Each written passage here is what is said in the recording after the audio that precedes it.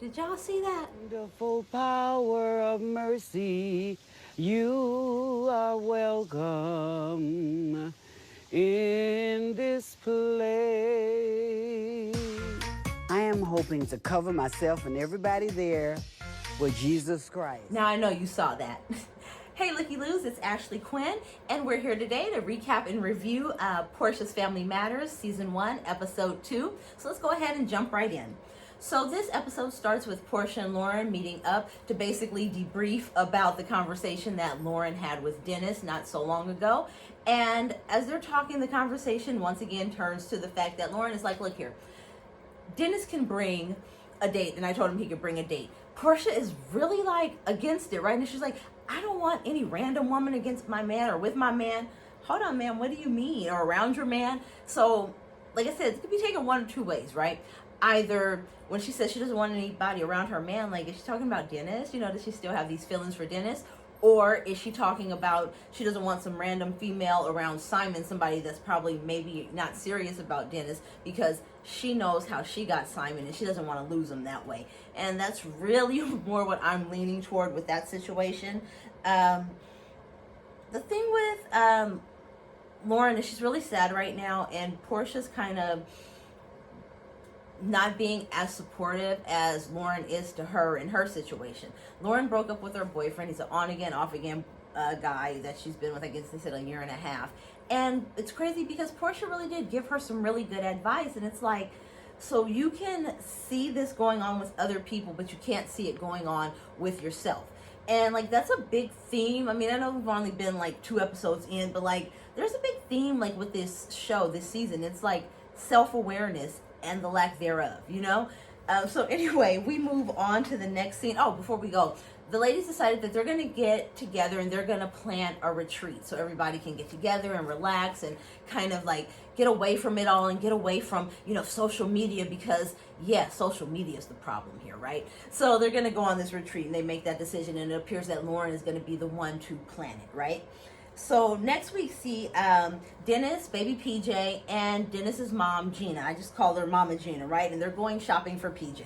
So Mama Gina brings up the post about, you know, from Porsha's birthday when they first started celebrating or whatever. But she did look really great in that dress. And like Dennis said, hey, you know, she looked good, but he was also trolling, you know? He seems like that kind of guy. You know, he had her, he doesn't have her anymore. He sees that she's happy with somebody else. And so now he wants to like kind of see where he can rock the boat a little bit here and there. But no harm, no foul. Let's see, you know, and two, he was also kind of, you can tell he's still a little bit upset about like the way the whole situation worked out. Like he said before, she was just on his head trying to get back with him and trying to get their situation back together. So you can tell he's taking it a little personal. And him and his mom, they both agree Porsha's moving too fast. And like, just based on what we've seen with Dennis from Real Housewives of Atlanta and from Porsha's having a baby, the spinoff that they had, who would have ever thought that Dennis McKinley would be the voice of reason, the voice of the audience, the voice of the people. You know what I'm saying? So, oh, how the tables have turned. So, in the confessional, we switch to Mama Gina, and she's telling her piece on it. However, I just couldn't get over how much Jocelyn Hernandez Atlanta cabaret that she was giving me with the headpiece and the dress. Did anybody else pick up on that, or was it just me? So now it's time for the birthday barbecue, right? And so all the family and friends are arriving. Everyone is there. It looks great. We see Londi, we see Lauren, we see Lauren's daughter, we see Porsha's mom's sister, Porsha's grandma. So like everybody's here. Things are going great. Everybody looks to be having a good time, getting along, looking at the food.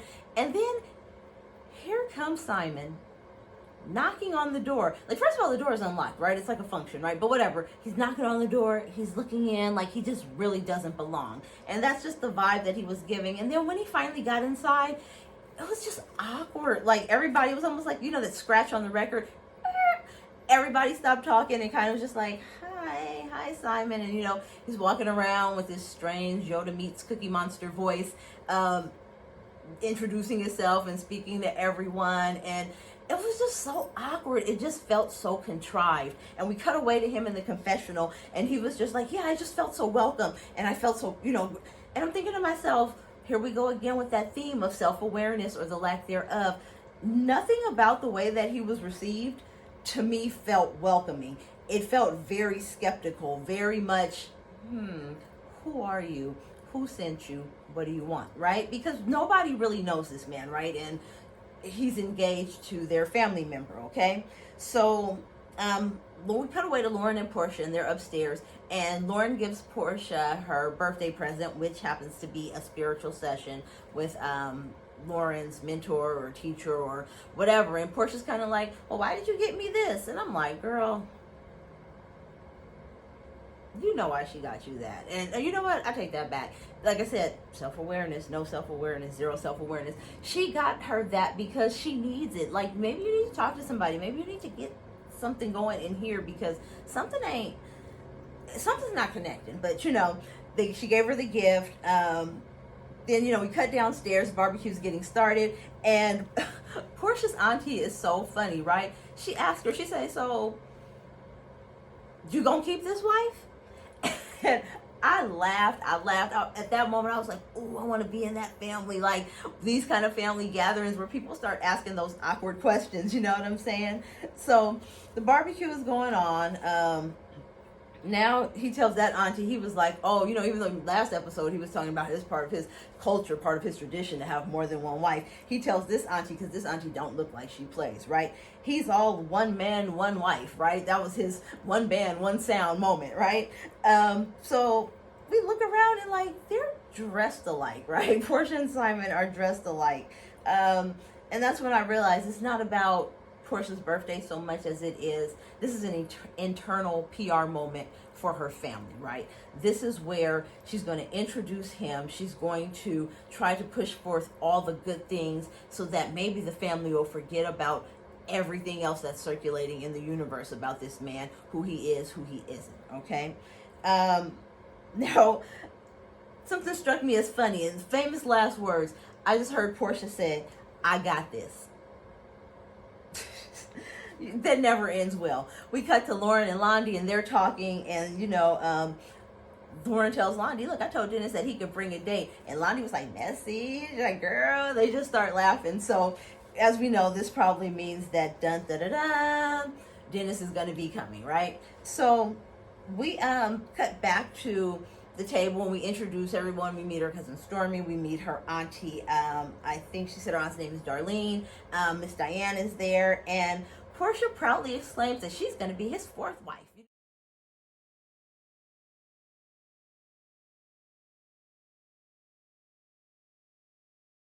Exactly, Granny. Even I was like, what the is going on here? Like, are you really saying that proudly and with pride? Like she poked her chest out and said that. Oh my gosh, I think we were all making the granny face. Or if not the granny face, the Miss Diane face, because poor Miss Diane, she just has to go along with this, because even though Porsha says that, Miss Diane was a successful woman, this, that, and the other, if I'm not mistaken, Miss Diane lives with Porsha. Porsha takes care of Miss Diane, you know what I'm saying? Like, she really can't get too out of line and probably really tell Porsha what she thinks, because I feel like Miss Diane has been in Fallon's place before, so I really don't see her condoning what Porsha is doing. But anyway, back to Granny, right? Granny says a line, right? And it's like super poignant, right? And it's like super stuck in my head. What did she say? She said, you run through them like you're pouring water out the back door.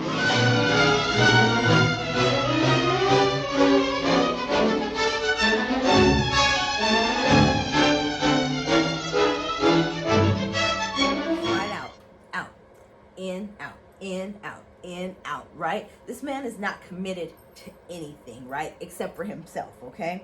So finally, Dennis arrives. And so now we get to see who's Dennis's date, right? Ta-da! It's baby PJ and his mom, Gina. So Dennis goes to shake hands with Simon, and Simon tries to stand up and get out of this chair, right? But them 6 decades on them knees was just like, no, not having it. Humble yourself. I am stuck in this damn thing. There we go. How you doing, bro? You good? How you doing? Yeah, good to see you, man. Hey, Dennis might not have a lot of redeeming qualities. However, he's good to seniors, right? made sure that man was okay. And I think in this moment, we were all Aunt Esther and looking at him like, you jive turkey.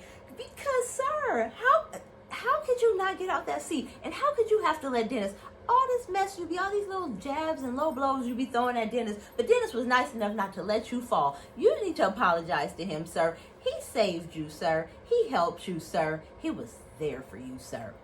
So anyway, back to the situation. As we're sitting there, we see Miss Diane crying, and everybody's trying to act like these are like tears of joy that everybody is spouting, but I think we all know that everybody else knows that this is not what they really want for Porsha. And they know if Porsha was really honest with herself that this is not what she wants for herself either. So Granny, next thing you know, Granny went to like just sharing, they were talking about the baby and how everything's good for PJ. And Granny got all the jokes because she hit them with, yeah, you know, we're going to be sharing the baby, but we're not going to be sharing no wives, right? And like she holds no punches back, right? Everybody's still crying and sobbing, and Dennis is over there. Like I said, Dennis didn't seem to have a lot of redeeming qualities, you know, initially, but like this man is hilarious. He was like, I'm glad I didn't bring a date. All these people crying, she would have thought we was all crazy in here. And he's absolutely right. Please don't bring me nowhere and all these people I don't know start crying. What are y'all crying? Like I said, we know what they're crying for, but gee whiz.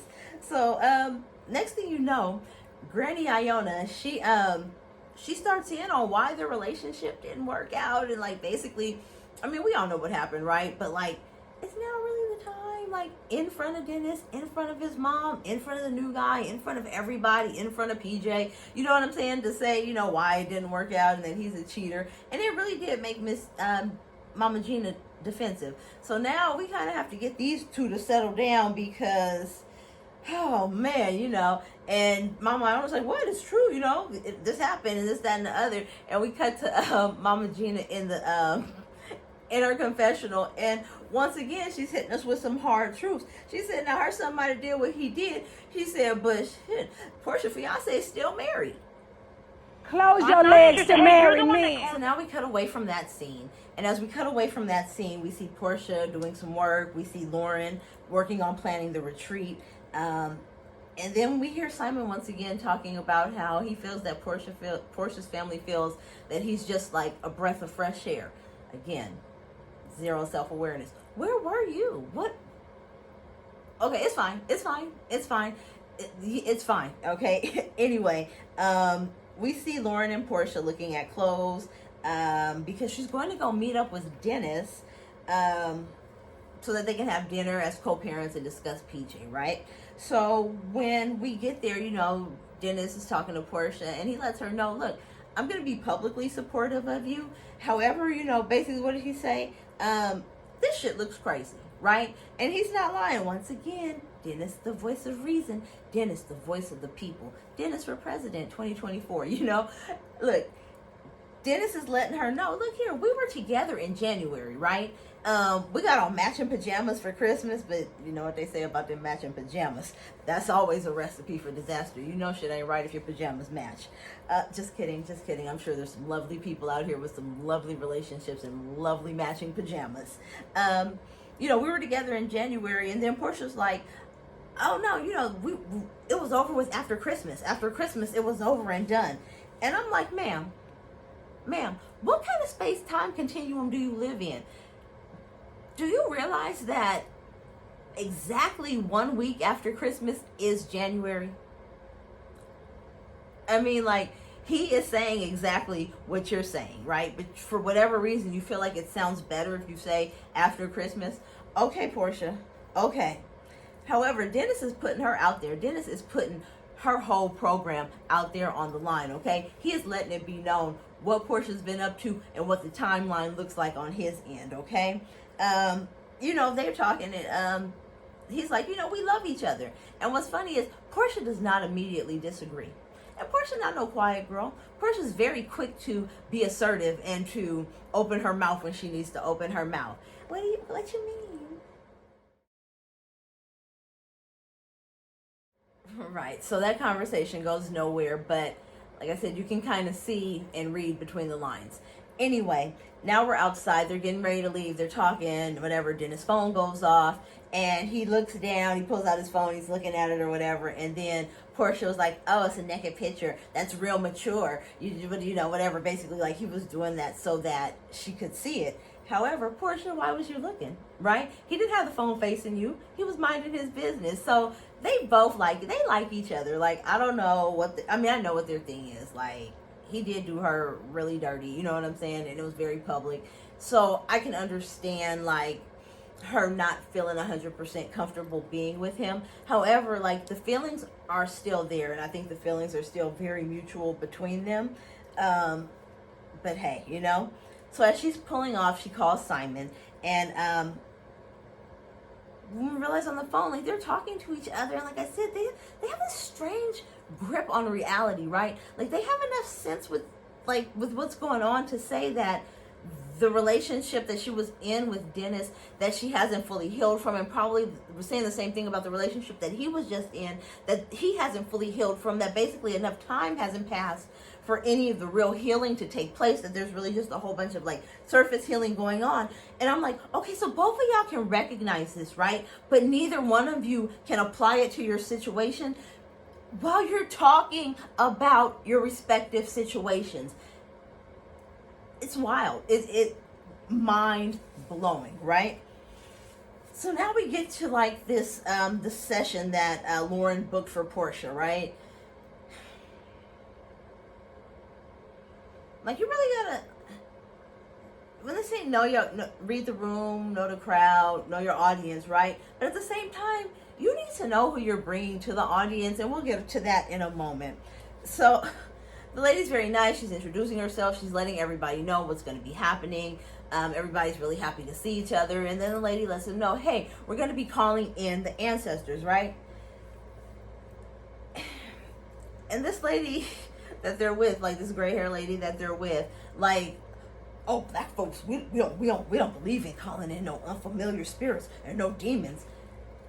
So your ancestors are demons. That would, that would explain a lot, but, ma'am, but okay. And then, like, I don't think, like, your disclaimer, like, don't broadly paint all black people, like, with one stroke. Like, that was really weird. Not all black people are spiritually ignorant of what's going on, and not all black people believe that their ancestors or the spirits of their family past or some type of demons or ghosts or something there to harm you, right? Yeah, she, anyway, back to original scheduled programming. So we're at the retreat, and everybody's letting everything go. And then here she comes again with the singing, right? You guys, I played it at the beginning, right? So that's where this takes place. And I'm just like, you guys remember on the Apollo where Sandman Sims, he used to have like this big hook, and when people in the audience was boo, boo, booing the people off the stage, he'd grab the hook and hook their ass right on out of there. I wish they had a hook, and I wish somebody would have hooked her ass right up out of there. Like, this isn't for you, ma'am. And since this isn't for you, like, instead of disrupting the piece, why don't you just leave? And it's just like, after she finished singing, she was just like, when I did my song, it was just like, everything was different and everything just like lifted. Yeah, ma'am, you killed the energy. Like, as Kendrick Lamar would say, bitch, you killed their vibe. Holy Spirit, you are welcome in this place.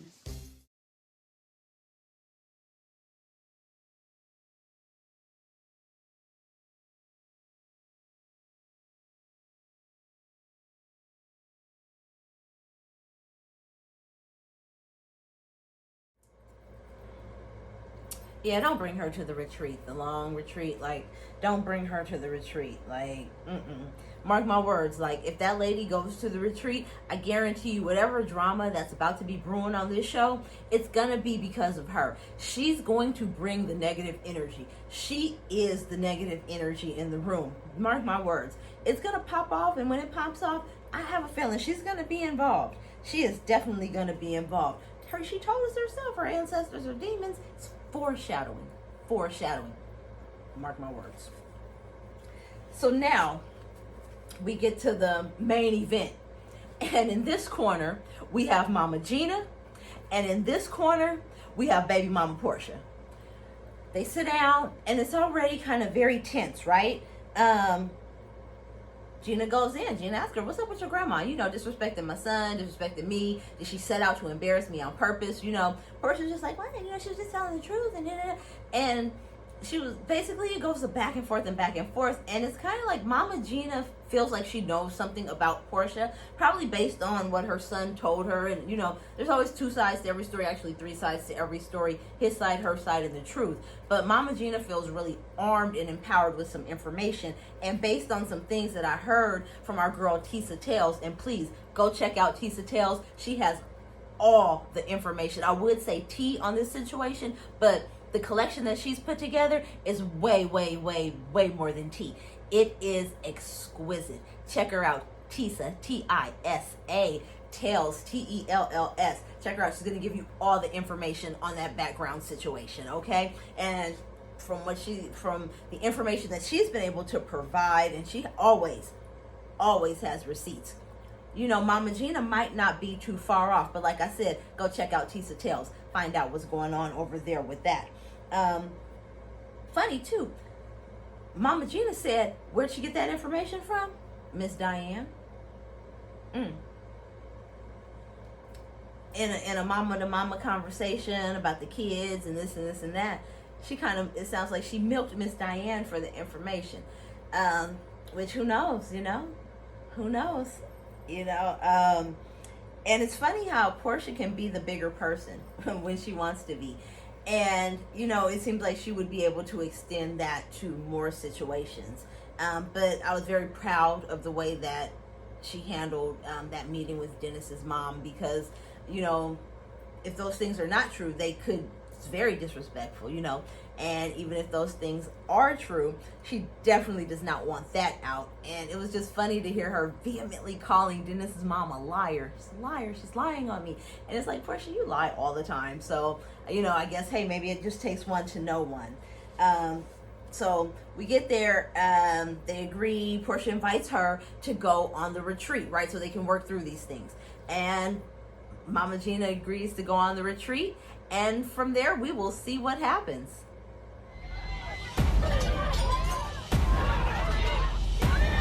Well, hey, at least that's what I saw. So, looky-loos, go ahead and leave me a comment and let me know what you saw. And don't forget to like and subscribe to my channel. I'm Ashley Quinn. Thanks for stopping by, and until I see you again, keep your eyes open. Bye.